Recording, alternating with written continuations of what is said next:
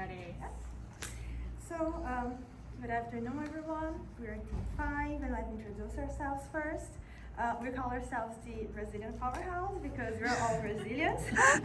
So, there's me, Janaína, go by Jana. We have Eric, Vini, João, and Rafa. And presenting here with me today, it's Vini and Rafa. So, let's get started. We want to introduce today an opportunity for Google to redefine how it connects to a high-fast growth and high-intent audience, which are athletes from amateurs to pros. So people like us that are here, and people that are running the Boston Marathon, and people that are going to the Olympics. So today we live in a world that's saturated with data, but we're craving those real connections. And what we're proposing is an ecosystem that thrives on the strength of Strava, Google, and the drive of the community. So let's start from the beginning with some context. Strava is today more than just an app that you use to track sports, to log in your miles. You actually use it to find friends, reconnect with old peers, and find motivation. So it's not just a tracker anymore, it's becoming a social platform, which is really relevant. Today, there are over 150 million people using it, and among them, there's a lot of Gen Zs, and over 60% of those Gen Zs say, I've made friends through fitness groups because I was in this environment. So we can say that the hook here isn't just about performance anymore. People want the connection. They want this feeling of belonging. They want to be together, and they are craving this feeling. So as we see it, sports are not just about solo workouts. I don't go for a run just for the sake of it. I go for a run because I want to meet my friends there. Because I know that afterwards we're getting coffee and we're having real conversations. And yet, platforms still treat their users as isolated data points, meaning they keep their data siloed, walled, isolated, with little to no use. And here's the gap that we're trying to address. So first, let's address some challenges that everyone's facing right now. New generations care more about authenticity. They crave those in-peer relationships. They crave community engagement. And also, on the other hand, brands are still, although they are aware of this, they're not capitalizing that much on this. So they're still using generic and impersonal ad campaigns that just don't cut through the noise anymore. New generations, especially Gen Z, they care more about why a brand exists, what are their values, than what it sells or what their products. They want to see who is behind the brand, why are they behind the brand, and why the brand exists. They want this experience, not just an impression.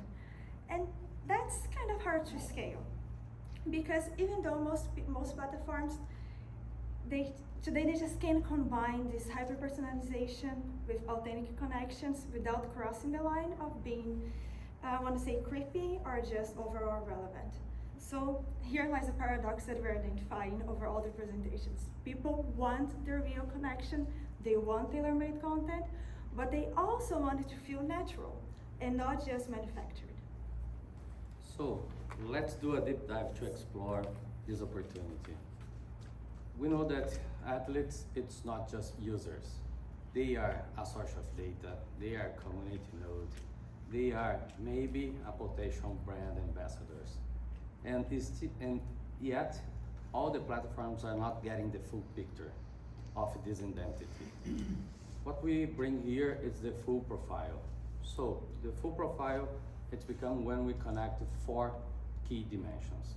These key dimensions is how we can get and collect the data of the pace, the distance, all the things that we are talking about quantitative. The second part, it's how we can get like the goals, the ideas, the plan, the marathons, all the things that the gears that they are using.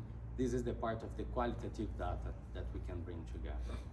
Just like as a video game, we are talking about the skins, all the things that they can upload, the closings, the supplements, the accessories that they are using. This bring to us like the full identity, like the visual identity of them. And then all the elements of the marketing, just like the social influence, the engagements, the likes, all the things that can shape a different way and do a different things for the trends and set a new performance for all the brands. So when we combine these all four dimensions, we get the full profile. If we do this full profile really well, we come to this place here that happens, that comes to life. So we are talking here about Google and Strava, and if all these four players that I'm going to show works on a well way, we're going to have a perfect job. So Strava collects all the performance metrics. So Strava brings to us all the data about the full profile. At the same time, Google step in just like an orchestrator, just doing like the connections between products and users or brands and athletes that bring all together. At the same time, we have the sports brands doing the best to talk about storytelling, emotional connections, how they can be really connect to the customers. At the same time, we're talking about for the athletes that gains access for a platform that will provide for them a lot of analysis, and at the same time products and services that can help them with the focus on all the targets of the goals that they want or the markets that they are thinking about to go in the future. When we connect these four elements, we can have a direct point of the full profile and the way that they are planned. We're going to see how the model works. So right now, Strava's basically only business model is their revenue model is their subscription model. But there's a problem here because less than 5% of their users pay for the premium version. And since Strava doesn't sell anything and doesn't have ads on it, they cannot find a way to monetizing more than 95% of their user base. And this is a problem for Strava, but it's a problem for a lot of other apps who cannot find a way of consistently making money out of their audience. And even if you take apps that sell stuff like Adidas or Nike, if we're sticking to the sports industry, they don't have the powerful analysis tools and AI tools that Google provides us. In fact, we were just with Levi's executive team a couple weeks ago, and they were talking about how they want to use AI to guess and to understand what is the intent of people. And when Matt joined us in the Zoom a couple weeks ago, he talked to us about how Google is a database of intent. And that can be powered and leveraged by AI, which is something that all of the brands and all of the apps are looking for. This is exactly what we are suggesting, to embed Strava and its app with Google technology and its features so that it can multiply Strava's revenue model from a single revenue model, which is subscription, how it works right now, to a multiple revenue models, adding to it ad services as well as affiliate programs and everything else that Google has to bring. And to Google, through Strava, Google can deliver ads for customers in the right place, in the right time, and in the right fashion. If you think about the traditional buyer journey that goes from awareness to consideration, conversion, and then loyalty, Strava is in a very privileged position because every athlete needs some sort of gear, and they know it, so they're already past awareness into consideration and maybe even purchasing it. Then from running shoes to whatever your sport may require, you're inside the app and you can go through all of the buyer journey inside the app. That powered and together with a community of people who can share you their insights, what their favorite products and what works and what doesn't, so that you can get the best product for your needs. Apps can be a new channel for Google to deliver ad services independently from browser. They are a window to a non-creepy way to deliver hyper-targeted ads backed by data and backed by AI. Think about, for example, for when a runner wants to map their run. They can map their run inside the app, they can get insight on what the best shoe is for such a run, and they can even get insight from where should I want to have brunch after the run. And if you add to that Strava's social network capabilities, they can also take pictures, tag their friends, and even meet new people. As Jenna said, people are meeting more people and making friends through the social network apps. And if you add to that all of the power of Google with AI, data analysis, and its ecosystem, joining Google on your TV or on your phone, all of your wearables, and its affiliate program and ad engine. You have all of the ingredients for a successful marketing strategy that goes beyond search and is very useful in the AI world that we're going through. This is our team of athletes and problem solvers. And we're ready for Q&A.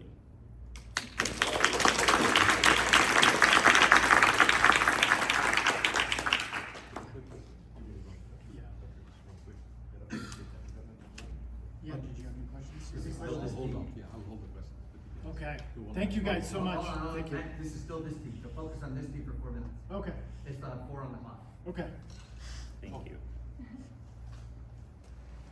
Okay, so this is a category that's actually been used quite a bit, sports, consumer, even before AI, because the measurement, there's so many apps available. Mhm.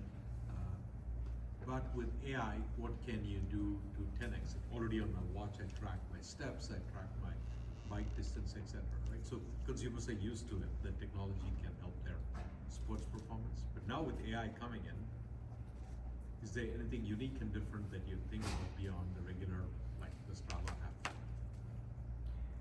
Actually, this strategy would work for Strava, but for a lot of other apps, like whatever apparel company or whatever, because AI is becoming this database of intent as well.